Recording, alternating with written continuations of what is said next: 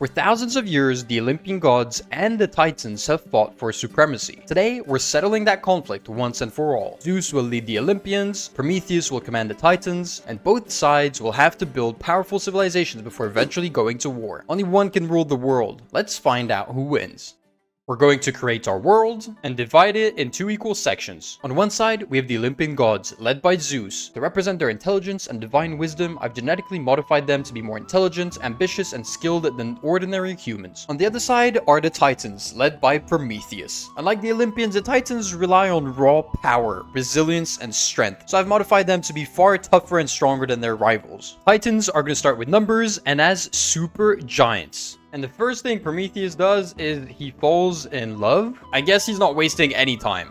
Yeah, boy. And while Zeus is sleeping on his own, apparently he's managed to get already some extra beings in his kingdom. He is technically infertile, but with his superpowers, he can go ahead and spawn in some skeletons. I genuinely think Zeus is way too powerful, and he's going to be impossible to kill. 343,000 health points. Even the beast himself, Mr. Prometheus, only has 160. And whilst the population of Zeus went up to 5 already, the Titans barely have built anything. And by year 5, Zeus have found a loophole. He could sleep all day long, whilst his skeleton workers would go ahead and do all of the job. And on year 5, the Titans finally started getting things working. A town hall was built, a couple houses. It seems like loads of people were in love, singing. Prometheus finally started having babies. And look at the size of these kids, literally bigger than all of the rocks around. And with the babies arising, development continued. A watchtower, a barrack, a library, and even a statue, whilst Zeus literally built nothing. But did he need any of the buildings? He would just sleep all day long, because dreams paint better worlds. And on year 12, hell started to break loose in the Olympian god's kingdom, as skeletons started to hit humans. Because yes, somehow, as the god that he is, Zeus managed to spawn in a ton of humans. And the skeletons were most likely not too happy about it, and humans started to roam around in between all of those skeletons. But they realized they probably couldn't live together, so they decided to expand. In the south, we got Santal, and who's still part of the subspecies, the Olympian gods. In the north, the exact same with Santos as well as Castiel-Droniel. And on year 15, Zeus started to send out some skeletons over. As we can see, they already had to fight the Titans. Was it scouting? Was it spying? Or was it just to slow their progress down? Because we can see the difference between Zeus's village and Prometheus's. The development here is just outstanding. And eventually the Titans started to rack up their numbers, with Prometheus really focusing on himself, as he only had 2 children. He was probably already getting into the mental state of having to fight Zeus. Because in the end, this is what all this preparation is for. The Olympian gods really not getting along with each other, building a 5th village now. And as years grew, Prometheus was getting stronger and stronger, but he also kept sharing kisses all the time, which apparently made him quite excited. And remember the skeleton attack that happened earlier on? It seems like Prometheus had learned from it, as he started spawning his own, and they were already equipped with guns. And by year 25, most of the population on the Olympian god's side was stagnating. The lazy Zeus, who didn't want to get any builds going, seemed like he genetically modified everyone to be as lazy as him. The Titans were standing at an astonishing 83 population. The new village had been built in the south, and for some reason, it seemed like they kept getting bigger and bigger and bigger. Prometheus was already looking in the future, as he was walking around holding his Sheshbiu. He also kept spending quite a bit of time in those houses. I'm not gonna go ahead and explain what he was doing there. The Titans started to arm themselves up, and because of their sheer sizes, all of the guns were of an impressive size as well. Prometheus slowly increasing his health, while Zeus was up to 442,000 health points already. I'm not even sure how he's ever gonna be able to die. The Titans were so ready for war that even the youngest of them all already had weapons. Yes, you've read it right. He is 1 year old. He was basically born yesterday, and he's already got a spear. And with their population rising, they finally unlocked new advancements. We could see tanks appearing on the map. Could technology be the turning point of this battle? And for an instant, the Olympian gods were really being held back by their selfishness. We can see the largest kingdoms having the lowest populations, with absolutely no development. They didn't care at all. Zeus, you clearly haven't done your job yet. 103 of a population for Sierra. The kingdom land was standing with 33, whilst the Torre Dumas had 29. And on year 50, Titans with the sheer numbers of 429 of a population. Look at how fast it's growing. We've just gained 10 whilst we were speaking. The Olympian gods were still struggling on their side. Yes, the smaller kingdoms had developed, and Zeus was just not caring at all. He's again sleeping. But But look at him, he seems inspired, the future looks bright. Prometheus still standing strong here with up to 207,000 maximum health points. Still 8 children, more apartments meant more maximum population, and it also meant they were really pushing the development. It seemed like nothing could stop the Titans. Would Zeus's unkillable health and sheer power be able to hold all of those Titans? And by year 99, the Titans had developed to an astonishing 1,461.